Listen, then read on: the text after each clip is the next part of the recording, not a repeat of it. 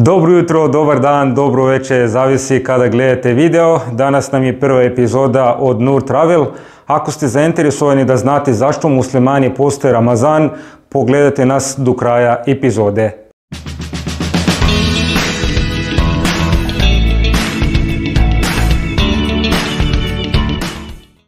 Pozdrav svima sa celog Balkana. Danas u prvoj epizodi ćemo da pričamo o Ramazanu. U stvari Ramazan je najbitniji i najsvetiji mesec kod muslimana, a nije samo kod nas u Egiptu, nego svuda po svim arapskim i islamskim zemljama. Dakle, svi muslimani svuda po svetu su obavezni da poste tokom Ramazana od pola 4 ujutro do pola 7 uveče. To je znači od izlaska do zalaska sunca.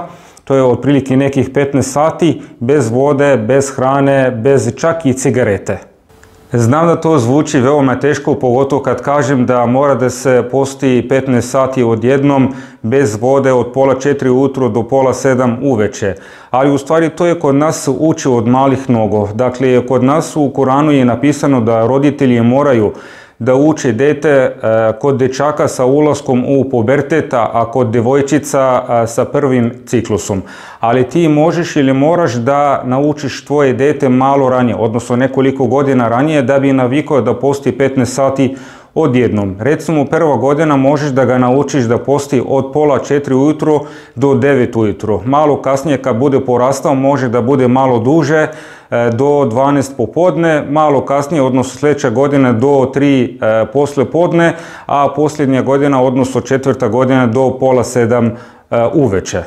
Naravno, u Ramazanu ima neki ljudi koji ne mogu da poste, kao što, na primjer, čovjek ako je bolestan mora da primi neke lekove ili neke injekcije.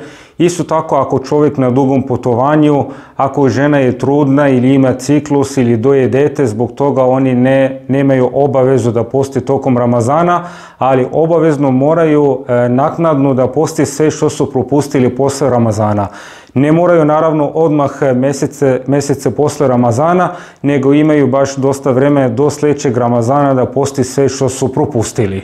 A postoje neki drugi ljudi koji uopšte tokom Ramazana ne moraju da poste zato što imaju neki jači razlog ili možda imaju neku ozbiljniju bolest, kao što su recimo dijabetičari ili ljudi koji su na inzulinu, čovjek ako ima neki veliki problem sa srcem, čovjek ako ima neku posebnu terapiju koju mora da prati, ili recimo čovjek koji mora redovno da jede. Za te sve ljudi koje sam sada spomenuo nisu obavezni uopšte da poste tokom Ramazana, ali imaju samo dve opcije da bi nadoknadili sve što su propustili koje nisu postili tokom Ramazana. Prva opcija ili da daju siromašnim ljudima hranu da bi oni mogli u pola 7 da jedu, ili da im daju pare ukoliko nisu u mogućnosti da im daju hranu, isto tako da bi mogli siromašni ljudi da kupuju šta žele da jedu. Evo na kraju videa da vam kažem zašto muslimani poste Ramazan, kao što sam vam obećao na početku videa, ili zašto Bog je naredio muslimana da poste Ramazan. Pre svega Ramazan ili post je jedna od 5 islamske dužnosti, zbog toga na prvom mjestu ili broj 1 zašto muslimani poste Ramazan, da bi mogli muslimani da očisti dušu i organizam i da bi otklonili sve grehove što su napravili tokom godine. Drugi razlog, muslimani poste Ramazan da bi osjetili kako siromašni ljudi živi i da bi navikli na darivanja i na davanja.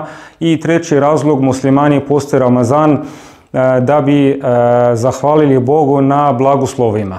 Sa ovim smo završili danas našu epizodu.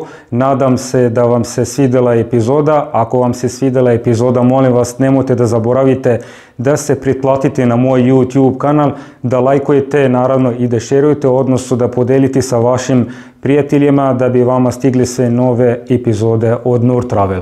Hvala vam puno i gledamo se uskoro u novoj epizodi.